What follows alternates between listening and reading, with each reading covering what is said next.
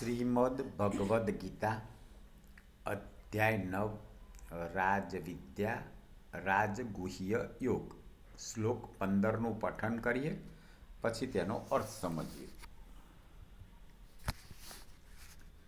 જ્ઞાનયજ્ઞેન ચાપ્યન્ને યજન્તો મામુપાસતે એકત્વેન પૃથક્ત્વેન બહુધા વિશ્વતો મુખમ.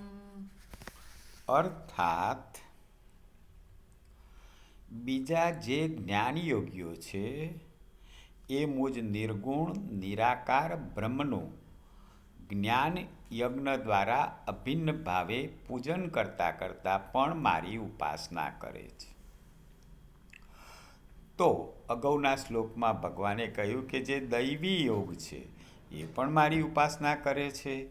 એ સિવાય બીજા જે જ્ઞાન યોગીઓ છે એ પણ નિર્ગુણ નિરાકાર બ્રહ્મનું જ્ઞાન યજ્ઞ દ્વારા અભિન્ન ભાવે પૂજન કરતાં કરતાં મારી ઉપાસના કરે છે.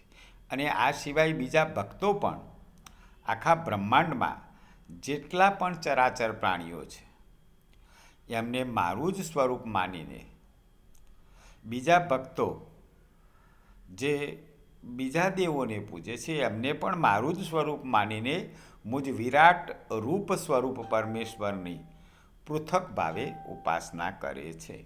જય શ્રી કૃષ્ણ.